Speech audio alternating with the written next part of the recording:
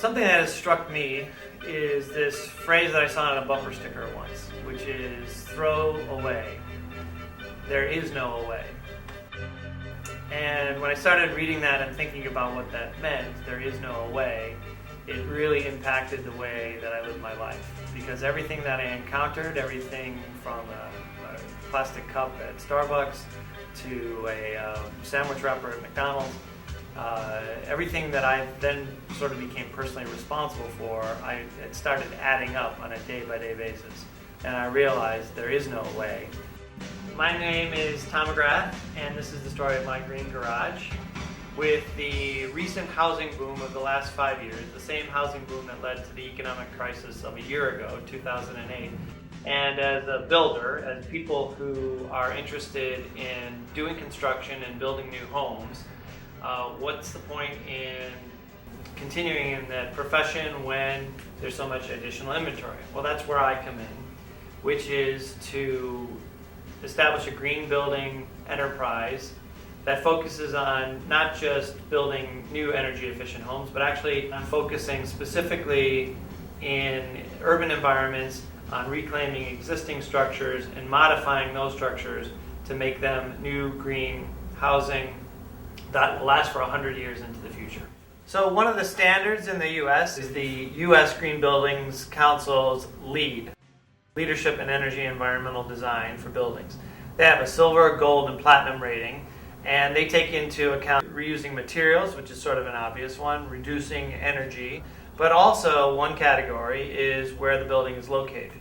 So the more that you can locate a building in a central urban area that already has existing infrastructure like water and electricity and gas lines, as well as public services that you can walk to as opposed to driving your car to, is a huge benefit locating a building in that area. Where we have buildings located in the suburbs and we have urban sprawl, you're pretty much necessitated to owning a car in those types of areas. So the neighborhood we're in is Wicker Park, which is known to be a bohemian neighborhood, but also one that's gentrifying. And so a lot of people who are interested in shopping at Whole Foods, who would drive a Prius hybrid, and our urban professionals are moving to the neighborhood and purchasing single-family homes. Pretty interesting neighborhood from a green perspective. The alderman is Scott Waguespack, who's very interested in the green movement. Through his work, we were one of the first neighborhoods in the Chicago area to get the new blue bin recycling program established, something that the city is rolling out citywide. I'm affectionately calling this garage the greenest garage in Chicago.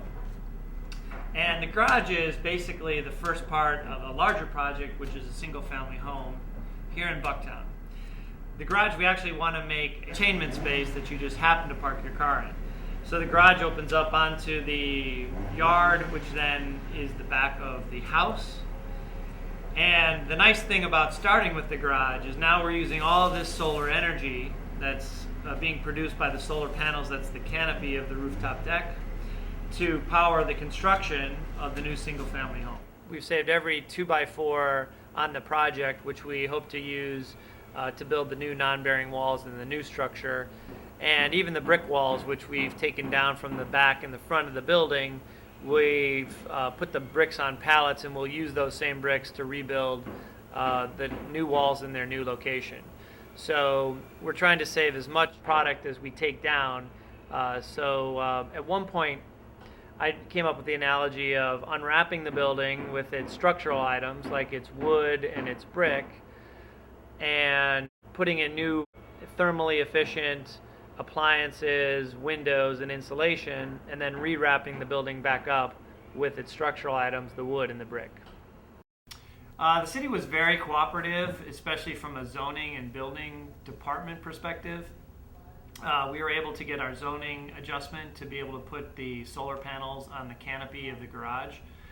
They extend up to 29.5 feet, so we had to get a zoning variance approved for that. In addition, there's a green permit process with the city now that expedites the time which it takes to get the permit, as well as they'll waive fees depending on how green your project is. The neighbors love the project. So many people stop by, and if I'm around working in the wood shop, they'll ask me questions about the building. Lots of people I don't know just come by and take pictures of it, and everyone I talk to thinks it's a fascinating project. Building green economics right now, the current line of thinking is that it costs you about 5% more to build green, but you should be able to get a 20% premium in the market. Some things absolutely do not cost any more money whatsoever. Fly ash concrete is the same cost as regular concrete. Some things, like solar panels, flat out just cost a lot of money. The array that I put in cost $60,000, and it will take over 20 years to get that money paid back. So probably the biggest impediment to building green is the financial impediment, and whether or not we're going to be able to find a buyer who's willing to pay for the investments that we're making in this building.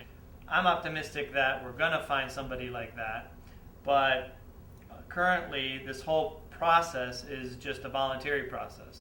But if the city were to mandate certain energy efficiencies in the building code, then that would remove probably one of our biggest impediments, which is competing with cheap, low-quality construction that's not energy efficient. The downturn has affected my plans in a couple different ways. One is simply it took longer to complete the project while I worked on my own financing situation. And the big question is going to be when I go to sell the building, whether or not the financial downturn prevents me from making any kind of profit on the project. My motive for doing this is to provide the greenest building possible and to challenge the status quo and the financial model that says that people won't pay for green buildings. But primarily, I just want to build a green building because I think it's the right thing to do.